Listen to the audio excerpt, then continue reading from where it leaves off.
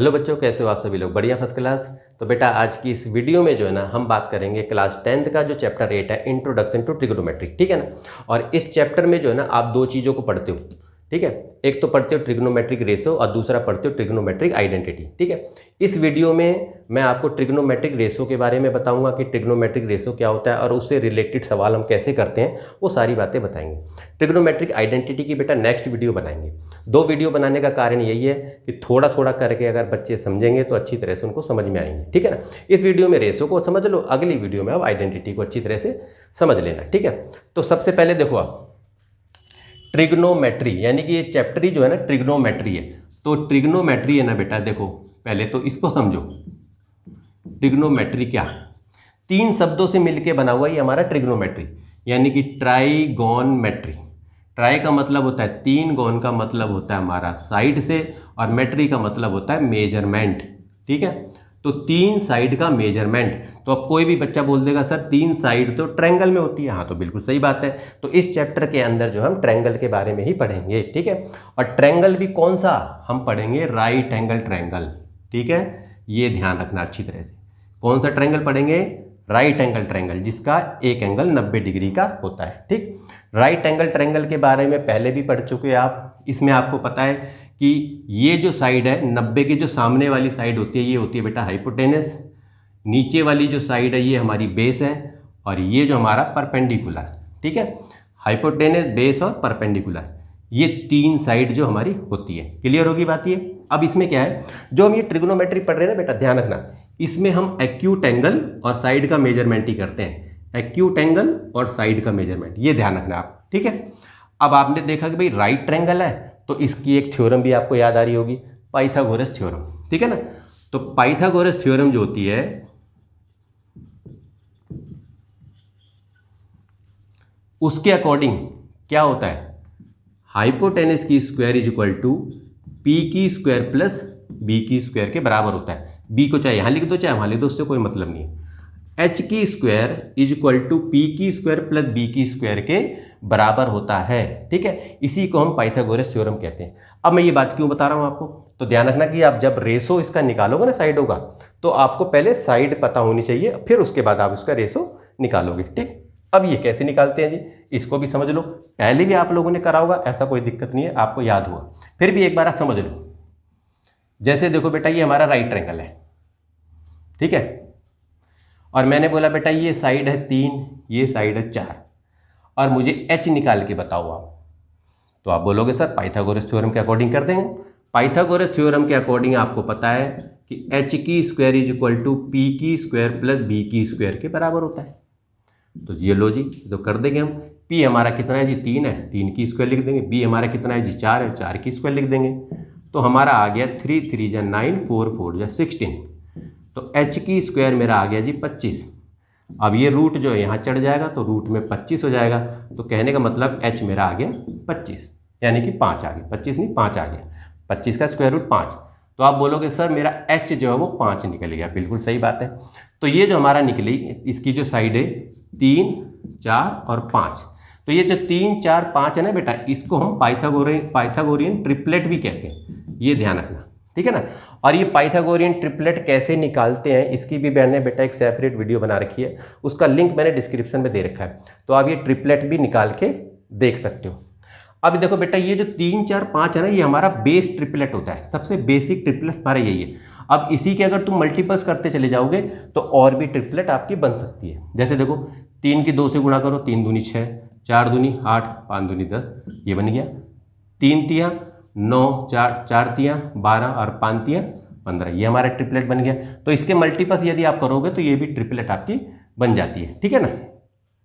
तो पहले तो आपको ध्यान रखना है, जब भी आप रेशो करोगे तो हमें पहले तो ये साइडें निकालनी आनी चाहिए, और साइडें निकालनी आनी चाहिए तो पाइथागोरस थ्योरम हमें पता होनी चाहिए। इतनी बात तो समझ में आ गई होगी। ठीक है ना, कि पाइथागोरस थ्योरम से हम कैसे जो है राइट एंगल ट्रायंगल की साइड को निकाल सकते हैं। ठीक है, अब देखेंगे कि बेटा ट्रिग्नोमेट्रिक रेशो कितने होते हैं। अब देखो बेटा, 6 ट्रिग्नोमेट्रिक रेशो होते हैं हमारे। ये बात आपको अच्छी तरह से याद रखनी है। ठीक है, 6 ट्रिग्नोमेट्रिक रेशो होते हैं। नंबर 1, सबसे पहले है बेटा हमारा साइन थीटा। इसको मैं डायरेक्टली लिखूंगा बेटा, इसका जो लैटिन भाषा में, ग्रीक भाषा में जो लिखा जाता है ना, वो नहीं लिखूंगा पूरा पूरा, सीधा लिख रहा हूँ साइन थीटा। दूसरे नंबर पे होगा हमारा कॉस थीटा, ठीक है। तीसरे नंबर पे हमारा टेन थीटा। चौथा जो हमारा होगा कॉसेक थीटा। पांचवा जो होगा हमारा सेक थीटा। और छठा जो हमारा कॉट थीटा। ये इसी तरीके से आपको याद रखना है, बिल्कुल ये ध्यान रखना है, ठीक है। Sine theta, cos theta, tan theta, cosec theta, sec theta, cot theta, ये 6 ट्रिग्नोमेट्रिक रेशो हमारे होते हैं, ठीक। अब यहाँ पर जरा एक बार राइट ट्रायंगल बना लेते हैं। अब देखो ये राइट ट्रायंगल हमारा है बेटा, ये 90 डिग्री, ये तो पता ही है आपको, ये एच है, ये बी है और ये पी है, ठीक है। और ये हमारे एक्यूट एंगल है, ये देखो आप। अब आपको एक चीज़ ध्यान रखनी बेटा, ये जो हमारा एच है ये नहीं बदलता, लेकिन हमारा पी और जो बेस है ये बदल सकता है। अगर इस ट्रायंगल को मैं ऐसे कर दूं तो ये पी नीचे आ जाएगा, बेस ऊपर चला जाएगा, तो बेस को हम इस समय परपेंडिकुलर कहेंगे, फिर ये पी जो हमारा ये बेस हो जाएगा। ये दोनों बदल सकते हैं, ठीक है। अब इसको कैसे बदला जाता है वो आप समझो पहले। जैसे देखो आप, इस ट्रायंगल का यदि मैंने नाम दे दिया बेटा ए बी सी है, क्लियर है, ठीक है। अब हमेशा याद रखना, अगर आप सी की बात कर रहे हो, सी की बात कर रहे हो, तो देखो ये तो बेटा एच है और इसके जो साथ वाली जो एडजेसेंट साइड होती है वो बेस कहलाएगी, ये ध्यान रखना। तो ये एच है और ये वाली साइड बेस है। अगर आप सी पे हो तो सामने वाली साइड पी कहलाएगी, ठीक है। और आप ए पे हो यदि, तो ए पे, तो ये एच है, एडजेसेंट साइड क्या है, बेस है। ये एच है, ये बी, देखो ये एच है, ये बी, इधर एच है, ये बी, तो सामने वाली साइड पी कहलाएगी। अगर आप सी पे हो तो ए बी आपका परपेंडिकुलर होगा, और यदि ए पे हो तो बी सी आपका परपेंडिकुलर होगा। बस इतनी सी बात याद रखनी है, क्लियर। जब आप सी पे हो तो सामने वाली साइड परपेंडिकुलर, साथ वाली साइड बेस, बस एच भी ऐसे याद रखो। सी पे हो तो ये एच है तो ये बी है, ए पे हो तो ये एच है तो ये बी है, तो सामने वाली साइड परपेंडिकुलर कहलाएगी। क्लियर होगी बात ये। अब समझो बात, तो ये जो बेटा जब हम रेशो निकालते हैं ना इसके, तो इसका बेटा एक पैटर्न होता है, उसको याद कर लेना। जैसे देखो यहाँ पर P B P H H B, ठीक है। अगर इसको ऐसे समझ नहीं आ रहा तो ऐसे समझ लो, जैसे बच्चे याद करते हैं, जैसे पी से, ठीक है, पंडित बद्री प्रसाद हर हर भोले, पंडित बद्री प्रसाद हर हर भोले, ठीक है। तो इस तरह से भी याद कर सकते हो, ठीक है। और थोड़ा सा मजाकिया अंदाज में यदि आप बोलोगे तो बच्चे कई बार बोल देते हैं, जैसे पापा बीड़ी पियोगे, हाँ हाँ बेटा, पापा बीड़ी पियोगे, हाँ हाँ बेटा। इस तरह से याद कर लो, जैसा आपको लगे वैसे आप याद कर लो, क्लियर है, ठीक है। तो ध्यान रखना, तो जब हम साइन थीटा की बात करते हैं तो बेटा पी अपॉन में एच, ऊपर से नीचे, ठीक है। तो साइन थीटा हमारा होता है पी अपॉन में H, cos theta B upon में H, tan theta P upon में बी, ठीक है। और जब हम कॉसेक की बात करेंगे तो उल्टा, ऊपर से नीचे से ऊपर करेंगे, H upon P, H upon P, H upon B, और कॉट का बी अपॉन पी। क्लियर होगी बात ये, ध्यान रखना। पहले sine theta, cos theta, tan theta, cosec theta, sec theta, cot theta, ठीक है। तो आपने एक चीज ऑब्जर्व करी होगी, ये देखा होगा आपने कि सर साइन थीटा का उल्टा ही लिखा है आपने कॉसेक थीटा, तो मैंने बिल्कुल सही बात है। तो याद रखना कि बेटा साइन थीटा का उल्टा कॉसेक थीटा होता है, और कॉस थीटा का उल्टा सेक थीटा होता है, और टेन थीटा का उल्टा कॉट थीटा होता है, ठीक है ना। ये बात आपको याद रखनी है बस, ठीक है। मेन आपको यही चीज़ देखनी है बस, साइन कॉस टेन, बाकी तो फिर आप निकाल सकते हो आराम से, ठीक है। ये तो बात आपको अच्छी तरह से समझ में आ गई होगी। अब बात आती है बेटा, ये तो समझ में आ गया। अब यदि मैंने बोला, अभी तो मैंने यहाँ पर थीटा दिया, कोई एंगल का नाम नहीं दिया। अब यदि मैंने कहा कि बेटा साइन सी बताओ, साइन सी का रेशो क्या है, तो आपने देखा सी। अब आपको पता है साइन थीटा होता है पी अपॉन में एच, तो यदि मैं सी पे हूँ, यहाँ पर हूँ, तो मेरी सामने वाली जो साइड है वो पी कहलाएगी। तो यानी कि मैं कहूँगा सर ए बी, और एच ए सी तो बदलेगा नहीं, ये तो सीधा सीधा ऐसे लिख दो। क्लियर होगी बात, ये समझ में आ गई अच्छी तरह से।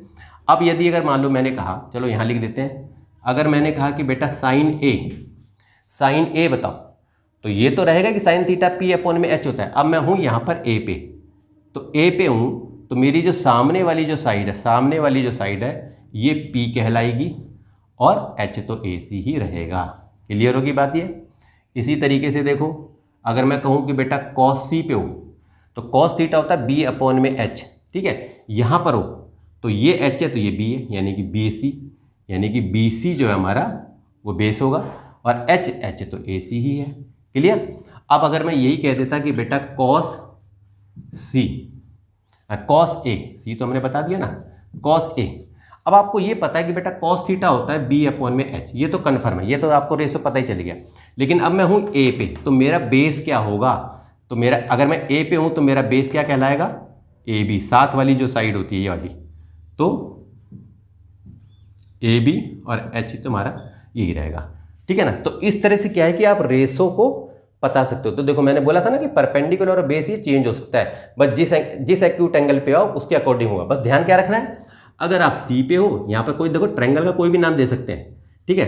अगर आप यहाँ पर हो तो साथ वाली, देखो ये तो एच रहेगा, ये साथ वाली साइड बेस रहेगी, तो अगर ये एच है ये बेस है तो फिर बचा क्या, परपेंडिकुलर बचा, वो सामने वाली साइड। अगर आप ए पे हो तो ये एच है ये बेस है, ये एच है ये बेस है, ठीक है, तो सामने वाली साइड परपेंडिकुलर कहलाएगी। तो इस तरह से जो है ना आप ये सब का लिख सकते हो। अगर मैंने बोला कि बेटा tan ए का लिख के दिखाओ, चलो tan ए, तो tan थीटा होता है p अपॉन में b। अब आप ए पे हो तो सामने वाली साइड क्या होगी, परपेंडिकुलर, तो आप बोलोगे सर BC है और बेस क्या होगा, AB। ऐसे किसी का भी लिख सकते हो आप, जैसे देखो कॉसेक, अब आपने बोला कि बेटा कॉसेक ए बताओ, तो कॉसेक थीटा होता है h upon P, h upon P, H तो बदलता नहीं है, सीधा लिख दो सर AC है, ठीक है। अब P देखना है मेरे को, क्यों, मैं A पे हूँ, ध्यान रखो, तो मेरा P क्या होगा, यदि मैं A पे हूँ तो P क्या होगा, सामने वाली साइड, यानी कि BC। तो इस तरह से ये ना इन सब का रेशो आप बता सकते हो। अगर ये बात आपने समझ ली अच्छी तरह से तो रेशो के सवाल तो आप आराम से करके देख सकते हो। तो ठीक है, तो ये हमारा बेटा रेशो था, जो भी है ट्रिग्नोमेट्रिक रेशो। अब जो सवाल इससे बनते हैं ना, सवाल जब करोगे तब आपको अच्छी तरह से समझ में आएगा, ठीक है। तो चलो सवालों की तरफ बढ़ते हैं। अब देखो बेटा क्वेश्चन नंबर 1, पहले तो देखो आप, in a triangle ABC right angle at A, ठीक है। तो सबसे पहले चलो जी राइट एंगल बना लेते हैं। पहले तो हमने बना लिया जी राइट एंगल। अब कह रहे हैं कि ए पे है राइट एंगल, तो भाई यहाँ पर ए कर देते हैं। अब ए कर दिया तो चलो जी इधर बी कर दिया, इधर सी कर दिया हमने, क्लियर है। अब देख रहे हो ए बी हमारा 5 सेंटीमीटर है, ए बी देखो आप, ए बी 5 है, ए सी कितना है जी, ए सी है जी 12, और बी सी कितना है 13। इसमें तो हमें पाइथागोरस निकालने की भी जरूरत नहीं, इसमें तो सीधा सीधा रेशो बता देना है, ठीक है ना, क्योंकि तीनों साइड है तो हमें पहले से ही पता है। अब ये क्या कह रहा है कि भाई साइन बी बताओ, कॉस सी बताओ, टेन बी बताओ। अगर कई बच्चे अगर कभी भी कंफ्यूज होना बेटा तो ध्यान रखना, ये चीज़ तो पहले ही लिख लिया करो, P B P H H B, बस ये अपने साइड में रख लिया करो लिख के, और फिर इसके अकॉर्डिंग फटाफट चला करो, ठीक है। ट्रायंगल हमने बना ही लिया है, तो सबसे पहले आपने देखा कि बेटा साइन बी हमें निकालना है। अब साइन का मतलब आपको पता है पी अपॉन में एच होता है, क्लियर, ये बात आपको पता ही है, पी अपॉन में एच होता है। तो मैं बी पे हूँ, अब देखो मैं यहाँ पर हूँ, यहाँ पर, तो मेरा P क्या होगा, P मेरी सामने वाली साइड होगी, यानी कि AC होगा, और H क्या होगा मेरा, BC होगा। तो भाई अब ये देखो AC कितना है हमारा, AC हमारा 12 है, और BC कितना हमारा 13 है, तो 12/13 यानी कि 12 अपॉन में 13 हमारा साइन भी निकल गया, ठीक है ना। अब आ जाओ कॉस सी। अब कॉस क्या होता है, B अपॉन में H, ये याद रखा करो बस खाली, ठीक है। अब आप हो यहाँ पर C पे, ये देखो आप सी पे हो तो बेस क्या कहलाएगा, देखो आपको पता है ये एच है तो ये बी है, बी पे थे ये एच है ये बी है, ऐसे याद रखो, ठीक है। तो ये एच है ये बी है, तो मेरे को बी क्या नहीं ए सी, क्लियर होगी बात ये, हाँ सी पे थे ना, हाँ, तो मेरा ए सी हो गया बेस, और एच मेरा क्या है बी सी। तो भाई ए सी कितना है मेरा 12 है, और बी सी कितना है मेरा, बी सी मेरा 13 है, क्लियर होगी बात ये, ठीक है ना, समझ में आ रहा है अच्छी तरह से। अब बोला कि टेन बी निकालो, टेन होता है पी अपॉन में बी, पी अपॉन में बी। अगर मैं यहाँ पर बी यहाँ पर हूँ तो मेरा पी क्या होगा, सामने वाली साइड AC, AC होगा, और मेरा बी क्या होगा AB। तो AC कितना है मेरा 12, और ये AB कितना है 5। तो इस तरह से आप आराम से निकाल के देख सकते हो। समझ में आ गया अच्छी तरह से कि कैसे मैंने ये रेशो निकाला, ठीक है ना, बस इस तरह से आपको ध्यान रखना है। अब देखो बेटा सेकंड क्वेश्चन क्या कह रहा है, समझो पहले, in right angle at B. तो चलो भाई पहले तो राइट एंगल, हर सवाल में पहले आप एक राइट एंगल बना लो। अब देखो राइट एंगल किस पे दे रखा है, बी पे, तो यहाँ लिख दो बी, तो यहाँ बी है तो चलो यहाँ ए हो गया ए बी, और ये हो गया सी हो गया, ठीक है। ए बी दे रखा है जी हमें 4, लिख दो, बी सी हमें दे रखा है 3, और हमें सारी ट्रिग्नोमेट्री रेशियो निकालनी, तो आपको AC निकालना है। तो आपको पता ही है ना कि बेटा AC की स्क्वायर क्या होगा, AB की स्क्वायर प्लस BC की स्क्वायर। अभी तो मैंने पहले ही करके दिखाया था ये आपको। तो देखो 4 की स्क्वायर, 3 की स्क्वायर, 16 हो गया, 9 हो गया, 25। तो यहाँ पर जब AC करोगे तो यहाँ √5 या चढ़ा दोगे, तो AC कितना निकल गया, 5। ये हमारा 5 निकल गया। पाइथागोरस थ्योरम से हमने निकाल दिया। तो आपको ध्यान रखना है हर सवालों में क्या होगा, जैसे ये तो चलो तीनों साइडें दे रखी थी, इसमें क्या होगा, और सवालों में 2 साइडें दे रखी होगी, तीसरी निकालो, फिर उसके बाद रेशो निकाल दो। तो हमने देखो यहाँ पर AC निकाल दिया। अभी कह रहे हैं बाकी 6 की 6 ट्रिग्नोमेट्रिक रेशो निकालो, लेकिन ध्यान रखना है ऑफ एंगल A से ही निकालना है। कहने का मतलब ये, तो आपको क्या निकालना है, sine A, cos A, tan A, चलो यहाँ लिख देते हैं। इसके बाद कॉसेक A, सेक A और कॉट A, यानी कि सारी चीज़ें निकालनी है। अब आपको ध्यान रखना है, अब सीधा सीधा निकालेंगे। देखो साइन A यहाँ पर हो, पहले देखो साइन क्या होता है, P/H होता है, P/H होता है। तो अगर आप यहाँ पर हो तो मेरा P क्या कहलाएगा, सामने वाली साइड। तो सामने वाली साइड क्या है, 3 है, तो मैंने लिखा 3। और मेरा H क्या होगा, AC, यानी कि 5। ये लो जी, रेशो निकल गया। अगर मैंने बोला कॉस A, तो कॉस A क्या, कॉस क्या होता है, B/H होता है। वहाँ से देखते चले जाओ बेसिक से, B/H। तो अगर मैं यहाँ पर हूँ तो मेरा बेस होगा AB, तो यानी कि 4, और AC तो मेरा 5 ही होगा। टेन देखो आप, टेन A की बात कर रहा हूँ, P/B है, P/B। A पे हूँ तो मेरी सामने वाली साइड क्या होगी, P होगी, तो यानी कि 3 हो गया, 3 हो गया ना, ठीक है। और इसके बाद क्या है, बेस, बेस क्या है मेरा, AB, 4 हो गया। क्लियर। अब इसी तरीके से देखोगे ना आप, अब जैसे बेटा देखो साइन का उल्टा कॉसेक होता है, और वैसे भी चलो मैं आपको समझा देता हूँ। कॉसेक होता है बेटा H/P, H/P, ठीक है। तो अगर मैं A पे हूँ तो H देखो आप, H क्या होगा मेरा, 5 होगा, और P क्या होगा, 3 होगा। तो कहने मतलब ऐसे ही लिख दो ना, इसका इसी का उल्टा लिख दो, 5/3। अब ये सेक कह रहा है, तो कॉस का उल्टा सेक होता है। अगर ये 4/5 है तो 5/4 लिख दो। टेन A का उल्टा कॉट A होता है, 3/4 है, तो 4/3। इस तरह से भी आप इसको लिख के देख सकते हो, ऐसे नहीं तो ऐसे समझ के वैसे करके देख लेना। समझ में आ रही है अच्छी तरह से। अब देखो बेटा क्वेश्चन नंबर 3 देखो आप, सबसे पहले क्या लिखा हुआ है, यदि साइन A 1/3 है तो आपको कॉस A मल्टीप्लाई, एक देखो यहाँ कुछ नहीं है तो डॉट है, समझ लो मल्टीप्लाई है, ध्यान रखना। तो cos A multiply cosec A plus tan A multiply sec A, इसकी वैल्यू आपको निकालनी है। तो मैंने क्या बोला, ये सवाल जब रेशो का करो सबसे पहले आपको ट्रायंगल बनाना है, बस पहले बनाओ ट्रायंगल, राइट ट्रायंगल। कहने का मतलब ये है, ठीक है। ये बना दिया जी, ABC लिख देते हैं, इसमें लिखा नहीं है तो हम अपनी तरफ से ABC लिख देते हैं, ठीक है ना। अब ये कह रहा है साइन A, और मैंने बोला ना जब भी ये सवाल करो ये चीज़ अपने साइड में लिख लो बस, ठीक है। ज़्यादा सरदर्दी करने की ज़रूरत नहीं है, बस ऐसे करके साइड में लिख लिया करो, ताकि वहीं से देख देख के फटाफट कर लो आप, ठीक है। अब आपने देखा साइन A, साइन का मतलब होता है P/H, क्या होता है, P/H। तो जैसा कि मैंने बोला ना, इसमें बेटा हम एक्यूट एंगल का ही रेशो निकालते हैं, तो एक एक्यूट एंगल ये है, एक ये है। अब ये कह रहा है साइन A, अब मैं यहाँ पर हूँ, यहाँ, तो मेरा P/H होता है साइन। तो अगर मैं A पे हूँ तो मेरा P क्या कहलाएगा। अब जैसे देखो आप, तो जैसे आप समझो, जैसे यहाँ लिख देता हूँ, चलो साइन A यानी कि 1/3 है, तो इसका मतलब होता है साइन का मतलब P/H। तो अगर मैं A पे हूँ तो मेरा P क्या कहलाएगा, सामने वाली साइड, सामने वाली साइड, तो यानी कि ये मेरा 1 कहलाएगा। H क्या है, ये है 3। समझ में आ गया। तो 1/3 को मैंने यहाँ पर 2 साइड पुट कर दी, यहाँ पर क्लियर होगी बात। तो ऐसे अगर ये चीज़ें दे रखी हो तो ऐसे करके रेशो को कंपेयर, और यहाँ पर साइड लग जाता है। अब आपने देखा तीसरी साइड निकालनी है, तो भाई तीसरी साइड निकालने का मतलब है पाइथागोरस थ्योरम। तो पाइथागोरस थ्योरम क्या होती है, H² plus = P² plus B²। H कितना है जी, 3 की स्क्वायर। P कितना है ही नहीं हमारे पास, तो चलो यहाँ लिख दिया हमने AB²। B कितना है जी हमारा, बेस 1 की स्क्वायर। ये हो गया हमारा 9। अब इसको मैं इधर ले आऊँ 1 बन जाए तो -1, तो AB²। तो ये हो गया AB, और यहाँ पर रूट चढ़ा दो, इसका चढ़ गया। अब √8 का मतलब होता है बेटा 2√2। समझ में आई कैसे हुआ ये, ऐसे समझो, 8 है तो 8 का लिखा 2 दूनी 4 दूनी 8, एक जोड़ा बन गया तो 2 बाहर आ जाएगा, और ये 1 2 अंदर रह जाएगा। तो AB की वैल्यू हो गई हमारी बेटा 2√2। क्लियर होगी बात। इतना काम तो हमने कर दिया। अब रह गया हमारा ये चीज़ें। अब हमने निकाला, चलो पहले cos A, पहले दिन की वैल्यू निकालो। A पे हो, ध्यान रखो, कॉस ए क्या होता है, बी अपॉन में एच होता है, बी अपॉन में एच होता है। तो कॉस ए, तो यानी कि मैं यहाँ हूँ तो बी क्या है मेरा 2√2 और एच क्या है मेरा 3।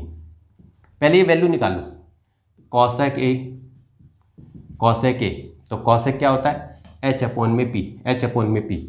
अगर मैं यहाँ ए पे हूँ तो मेरा एच क्या होगा 3, अब मेरा पी क्या होगा सामने वाली साइड यानी कि 1 हो गया, ठीक है ना।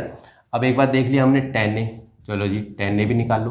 tan का मतलब होता है पी अपॉन में बी, ए पे हूँ पी अपॉन बी है तो मेरा पी क्या कहलाएगा 1 और बेस क्या कहलाएगा ये वाली साइड, पता है ना अगर मैं ए पे हूँ तो ये वाली साइड, तो 2√2 हो गया, ठीक है। अब रह गया मेरा एक sec, ठीक है। तो sec ए पे हूँ, अब ऐसे समझो, देखो वैसे तो मैं इसका sec का उल्टा cos लिख देता, लेकिन समझ लो sec पे h अपॉन बी होता है। अगर मैंने बोला sec ए पे हूँ तो मेरा h क्या होगा 3 और बेस क्या होगा 2√2। तो देखो इसी का तो उल्टा हुआ ना, यानी कि cos का उल्टा ही तो sec होता है, चाहे तो आप डायरेक्ट लिख लेते हैं, ठीक है। अब सवाल को देखेंगे भाई, चलो जी, cos A multiply cosec A plus में tan A multiply sec A. cos A value हमने निकाली थी 2√2/3, cosec ए 3 है तो मतलब 3 ही लिख दो या 3/1 लिख दो, लो 1/1 लिख दी यहाँ पर हमने। tan ए देखा 1/2√2 मल्टीप्लाई sec ए कितना है जी 3/2√2। अब आपने देखा ये तो 3 यहीं से कट गया, बचा गया जी 2√2 प्लस 3 × 1 = 3 और ये कितना बचा 2 दूनी 4 दूनी 8। ये तो पता है ना कैसे हुआ ये, देखो 2 × 2 = 4 और √2 का मतलब होता है 2, ठीक है। 2 × 2 = 4 2 = 8 हो गया। तो लो जी इसका भी जरा एक बार एलसीएम ले लेते हैं, 8 आ गया, 8 8 दूनी 16√2, 8 एकम 8 3 एकम 3, ये लो जी इसका आंसर आ गया। तो ये हमारा इस तरह से जो हम इसकी वैल्यू आराम से निकाल के देख सकते हैं। रेशो पर 2-4 सवाल आप करोगे ना तो आपको समझ में आ जाएगा कि रेशो को निकालते कैसे हैं, ठीक है ना। अब अगले सवाल की तरफ बढ़ते हैं। अब देखो बेटा चौथा सवाल देखो एक बार, ठीक है। पहले तो सवाल को देखो और पहले सीधा पहले एक राइट ट्रायंगल बना लो जैसा कि मैंने आपको बताया, ठीक है। ये लो जी बना दिया, इसमें कोई नाम दे नहीं रखा तो हम अपनी तरफ से दे देते हैं जी ABC, क्लियर की बात है। अब ये देखो sec थीटा देखना है, तो मैंने बोला ना ये चीज़ अपने साइड में लिख लिया करो, अगर नहीं ज़्यादा सोचना है तो सीधा यहाँ से देख के यहीं से बता दो। sec थीटा आपको पता है कि sec थीटा h/b होता है, क्या होता है sec थीटा h/b होता है और sec थीटा की वैल्यू दे रखी है 5/4। तो इसका मतलब देखो थीटा है, यहाँ पर a और c कुछ नहीं बोल रहा है एक्यूट एंगल, सीधा थीटा बोल रहा है। तो h मेरा 5 है तो h आपको दिख रहा है ये AC 5 लिख दो। बेस कितना है जी मेरा 4 है, तो पहले क्या करना है AB निकालना है। तो आपको पता ही है AC की स्क्वायर क्या होगा AB की स्क्वायर प्लस BC की square according to Pythagoras theorem. AC कितना है मेरा 5 की स्क्वायर, AB तो मेरे को निकालना ही है, इसको ऐसी कैसी लिख दो। BC कितना है जी 4 की स्क्वायर करो, ये हो गया 5 × 5 = 25, 4 × 4 = 16, इधर ले आओ माइनस में 16 कर दो, यहाँ पर कर दो AB की स्क्वायर। 25 में से 16 गए 9 AB, ठीक है, AB की स्क्वायर, तो यानी कि यहाँ पर 9 AB आ जाएगा और ये 3 हो गया AB, कहने का मतलब ये है। तो भाई 3 आ गया हमारा, ठीक है, AB की वैल्यू 3 आ गई। अब देखेंगे यहाँ पर तो tan दे रखा है, तो चलो जी tan का भी निकाल लेते हैं। tan थीटा देख लेते हैं, tan थीटा होता है P/B, तो P/B, तो P कितना है मेरा 3 और बेस कितना है मेरा 4, तो वहाँ भी tan थीटा है, तो बस tan थीटा इसी में काम चल जाएगा। अब सवाल को देखिए, 1 - tan थीटा 1 प्लस में tan थीटा, यानी कि 1 माइनस कितना निकला 3/4 और 1 प्लस में 3/4। लो जी इसका एलसीएम लेंगे हम, इसका एलसीएम 4 आएगा, यहाँ पर 4 और यहाँ 3। चलो जी अब इसका भी एलसीएम ले लेते हैं, 4 आएगा और यहाँ पर देखो यहाँ, तो ये हुआ 4 और यहाँ पर 3, कितना हुआ जी 1/4 और ये कितना हुआ 7/4 हुआ। तो 1/4 ये उल्टा हो जाएगा, इंटू में 4/7, 4 से 4 कटेगा, 1/7 इसकी वैल्यू आ जाएगी, ठीक है। बात समझ में आई, बस आपको पता होना चाहिए अच्छी तरह से। बाकी तो देखो बस करना क्या है इसके अंदर, देखो आपने 2-4 सवाल मैंने करके दिखाया, आपको समझ में आ रहा होगा। पहले क्या करना है ट्रायंगल बनाना है, फिर साइडों को, अगर इस तरह का सवाल दे रखा है साइड को पुट कर लिया, तीसरी साइड में पता है कि तीसरी साइड निकालने को बोलेगा, तीसरी साइड निकालने को बोल रहा है, पाइथागोरस थ्योरम लगाओ, तीसरी साइड निकाल दी। ये निकालने के बाद सवाल के अंदर जो भी चीज़ दे रखी है, tan दे रखा है, cos दे रखा है, cosec दे रखा है, जो भी है, पहले उसकी वैल्यू सेपरेट निकाल लो, फिर सवाल के अंदर उसको पुट करते जाओ। और ये तो आपको पता ही है, एलसीएम कैसे निकालते हैं, एचसीएफ कैसे, जमा घटा कैसे करते हैं, ये तो पता ही है। समझ में आ गई बात अच्छी तरह से, ठीक है ना। एक सवाल को और करते हैं। अब देखो बेटा, एक क्वेश्चन को और देखो आप अच्छी तरह से। देखो पहले क्या करा हमने, राइट ट्रायंगल बना लिया जी, ठीक है। ए बी सी हमने दे दिया, बी पे रब्बे का एंगल का बना दिया। साइन थीटा मैंने बोला ना, देखो ये चीज़ लिख लिया करो बस, चलो जी, ठीक है। साइन थीटा, अब तक आपको पता ही साइन थीटा 4/5 दे रखा है, और साइन थीटा होता है पी अपॉन में एच। क्लियर होगी बात ही, साइन थीटा पी अपॉन में एच होता है, तो यानी कि पी मेरा 4 होगा और एच मेरा 5 होगा, क्योंकि यहाँ पर थीटा दे रखा है, कोई एंगल का नाम नहीं दे रखा, तो इसलिए मैंने सीधा लिख दिया, परपेंडिकुलर ये है, हाइपोटेनस ये है। अब आपको पता है बीसी निकालना है, पाइथागोरस थ्योरम यूज करो, ठीक है। तो भाई हमारा, चलो ऐसे भी लिख सकते हो, नहीं तो आप चलो ऐसे लिख देते हैं, बी सी की स्क्वायर क्या होगा, ए सी की स्क्वायर में से ए बी की स्क्वायर को घटा देंगे, ठीक है जी। तो बी सी की स्क्वायर, ए सी कितना है हमारा 5 की स्क्वायर, ए बी कितना है 4 की स्क्वायर, तो ये आपने करा 25, ये आपका हो गया 16। तो बी सी की स्क्वायर यानी कि 25 यानी कि 9 हो गया, तो बी सी बराबर है यानी कि 3 हो गया, तो ये हमारा निकल गया जी 3। इतनी बात समझ में आ गई। अब बाकी हम देख लेते हैं टेन थीटा कितना होता है। चलो जी, पहले यहाँ टेन थीटा देख लेते हैं। टेन थीटा होता है पी अपॉन में बी, ठीक है।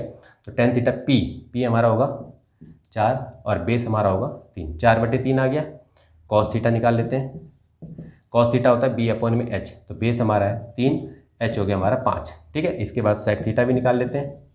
अब देखेंगे सेक थीटा होता है एच बी, तो एच हमारा है 5 और बेस हमारा कितना है 3, ठीक है ना, निकल गया। कॉट निकाल लेते हैं। कॉट थीटा होता है हमारा बी पी, तो बेस हमारा है 3 और परपेंडिकुलर हमारा 4। ये हमने सारा निकाल लिया। अब सवाल ये हमारा बना है, इसी को करते हैं। देखो 4 इंटू में टेन थीटा की वैल्यू देखो कितनी है 4/3, यहाँ पर लिख दो। -5 इंटू में कॉस थीटा की वैल्यू कितनी है 3/5, यहाँ पर लिखते चले जाओ ऐसे करके। सेक थीटा की वैल्यू देखो कितनी है 5/3 लिखा, +4। कॉट थीटा की वैल्यू कितनी है 3/4, इस तरह से लिख दिया। बाकी जमा घटा तो पता ही है आपको। अब ये तो हो गया 4 चौक 16 बेटा, नहीं कट रहा 3, ठीक है। 5 से 5 कटेगा, माइनस में 3 आ जाएगा। इधर हमने देखा 4 से 4 कट जाएगा, 5/3 आ रहा है, जमा में 3 आ गया। इतनी बात तो समझ में आ रही होगी। चलो जी यहाँ कर लेते हैं, इसका एलसीएम ले लेते हैं। 3 आ गया, ऊपर रह जाएगा 16 माइनस 1 से 3 3 9। चलो जी अब इसमें भी ले लेते हैं, एलसीएम 3 आएगा, ऊपर 5 रह जाएगा, 1 3 3 9, ठीक है। बात समझ में आ रही, हाँ ठीक है। अब इधर देखो 16 में से 9 गए, 9 7 16, 7/3, ठीक है। और ये कितना हुआ 9 5 14 अपॉन में 3, तो ये आ गया 7/3 इंटू में 3/14। 3 से 3 कटा, 7 कम 7, 7 दूनी 14, 1/2 इसका आंसर आ गया, ठीक है ना। तो देखो रेशो देख लिया हमने, साइड निकाल दी, और फिर बाकी इसी तरह से इस सवाल के अंदर इस तरह से हमने पुट करके देख लिया, ठीक है। तो बेटा ये 4-5 सवाल मैंने करके दिखाया आपको, ताकि अच्छी तरह से आपको समझ में आ जाए कि रेशो के सवालों को कैसे निकाल के देखा जाता है, ठीक है ना। तो बेटा उम्मीद करता हूँ कि रेशो तो आपको अच्छी तरह से समझ में आ गया होगा, ठीक है। इन सवालों को प्रैक्टिस करना, जितना ज़्यादा प्रैक्टिस करोगे उतना ज़्यादा आपको समझ में आएंगी चीज़ें, ठीक है। अगली वीडियो बेटा हम ट्रिग्नोमेट्रिक आइडेंटिटी के ऊपर बनाएंगे, कितनी आइडेंटिटी है इसमें आपके लिए, ठीक है, और उन सवालों को कैसे करके हम उसको देखते हैं, ठीक है। तो बेटा आज के लिए इतना ही, मिलते हैं आपसे नेक्स्ट वीडियो में, तब तक के लिए ओके।